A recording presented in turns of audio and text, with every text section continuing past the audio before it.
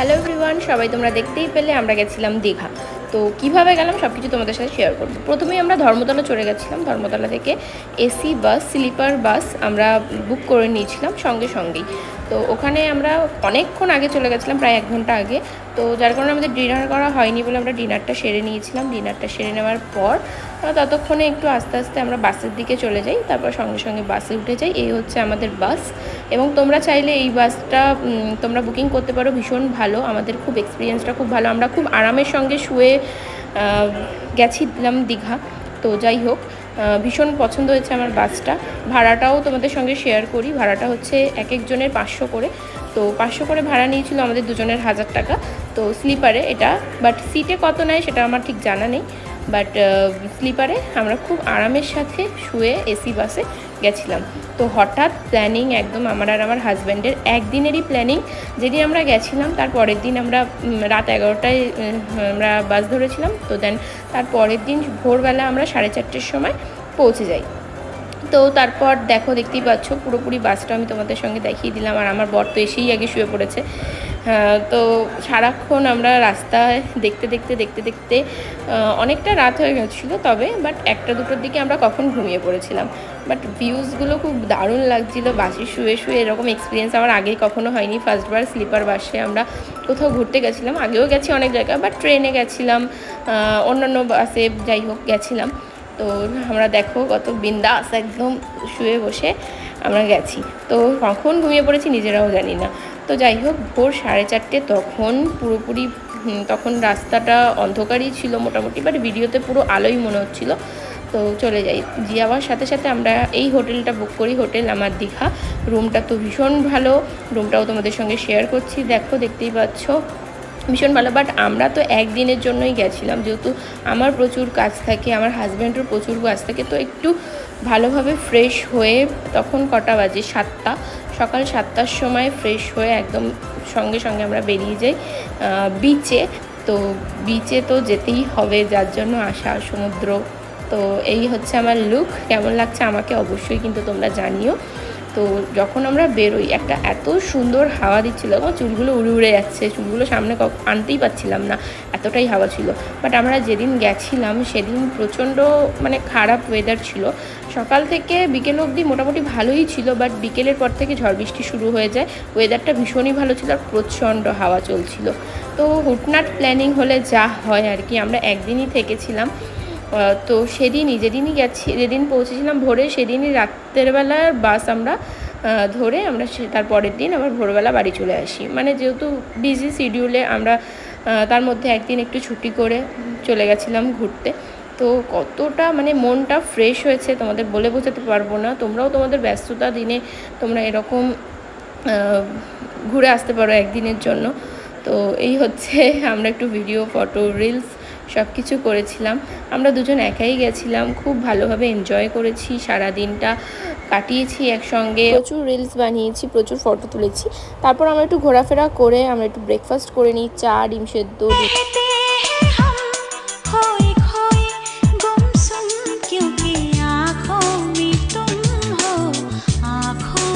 Reels বানিয়ে তারপর আমরা হোটেলে এসে আবার চেঞ্জ করেছি। চেঞ্জ করার একটাই কারণ, সমুদ্রের পাড়ে গেছি, তো সমুদ্রে তো স্নান করতেই হবে। তো আমার এই লুকটা কেমন লাগছে সেটাও অবশ্যই কিন্তু তোমরা জানিও। আমরা বেরিয়ে যাই, প্রথমে সমুদ্রে স্নান করার আগে আমরা লাঞ্চটা সেরে ফেলি। তো যে হোটেলে গেছিলাম, বিশ্বাস করো আগে আমরা দীঘায় গিয়ে যে হোটেলগুলোতে খেয়েছিলাম একটাও খাবার দাবার আমাদের পছন্দ হয়নি। বাট এই হোটেলটাতে গিয়ে একদম মন পেট ভরে খেতে পেরেছি সুস্বাদু খাবার, দারুণ টেস্ট ছিল খাবারের। তারপর আমরা আবার ফিরে যাই হোটেলে, যেহেতু আমাদের কাছাকাছি হোটেল আমরা নিয়েছিলাম বিচ থেকে।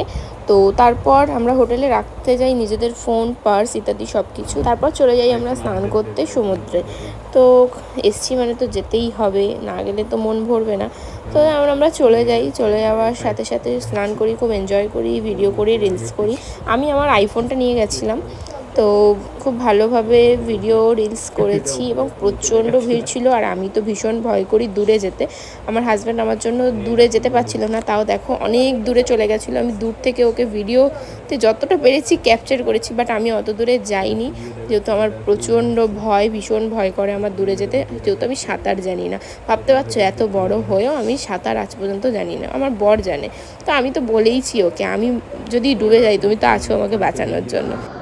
এই নিয়ে সেকেন্ডবার চশমা পড়ে গেছে দুবারে, সেকেন্ডবার খুঁজে দিল আমার চশমা। ও মাই গড।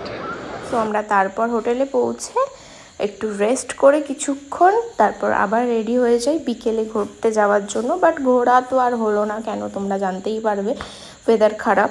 তো এই লুকটা আমার কেমন লাগছে অবশ্যই তোমরা জানিও।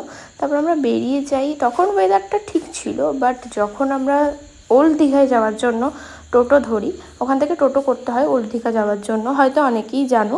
তো ওল্ড দীঘায় যখন আমরা পৌঁছাই তখন বৃষ্টি আসা শুরু হয়ে যায়, বাট অল্প পরিমাণে, একদম বেশি পরিমাণে না। তো আমরা একটা দোকানে বসে একটু চা খেয়ে, একটু স্ন্যাক্স খেয়ে দেন আমরা একটু ঘুরি। দেখো বৃষ্টি, সবাই ছাতা নিয়ে ঘুরছে। তো বিকেলের ঘোরা, ফটো তোলা সব কিছুই মাটি হয়ে গেছিলো। দেখো আমার হাজব্যান্ডের তো পুরো জামাটাই ভিজে গেল একদম, আমার পুরো মাথাটা ভিজে গেল। তারপর আমরা আবার বেশিক্ষণ দাঁড়াইনি ওল্ড দীঘাতে, দেন আমরা নিউ দীঘা আবার আসি। এসে মাছ ভাজা, মানে আমি দীঘা গেলে মাছ ভাজাটা আমি ছাড়তেই পারবো না। মোটামুটি কত টাকার যে মাছ ভাজা খাই, আর আমি মাছ বিশেষত খুব পছন্দ করি। দেন আমরা অনেক রকম মাছ ভাজা খেয়ে, আর যিনি মাছ ভাজছিলেন ওনার সাথে একটা খুব বন্ধুত্ব হয়ে যায় আমাদের, খুব ভালো লাগছিলো। তো মাছ ভাজা খেয়ে আবার সঙ্গে সঙ্গে আমরা আবার হোটেলে পৌঁছে যাই। হোটেলে গিয়ে আরেকটু রেস্ট নিই, যেহেতু আমাদের সারা রাতের একটা জার্নির ব্যাপার থাকবে, কারণ আমরা সেদিনই রাতের বাস ধরবো, আমরা টিকিট কেটে নিয়েছিলাম আগে থেকেই। তো একটু সমুদ্র পাড় থেকে ঘুরে আবার আমরা চলে যাই হোটেলে। আমরা ঘুরে হোটেলে চলে আসলাম, তারপর রেস্ট নিয়ে আমরা বাড়ির দিকে রওনা দেব। এই হচ্ছে আমার স্যার, পুরো ভিজে যাচ্ছে, আমিও পুরো ভিজে, জানি না কতটা দেখতে পাচ্ছ।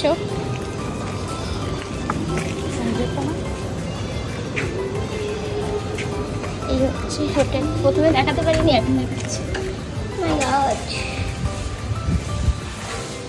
তারপর আমরা আবার দীঘাকে টাটা বাই বাই করে আবার বাস উঠে নিজেদের বাড়ি সেফটিভাবে চলে আসি। থ্যাংক ইউ সবাইকে ভিডিওটা দেখা।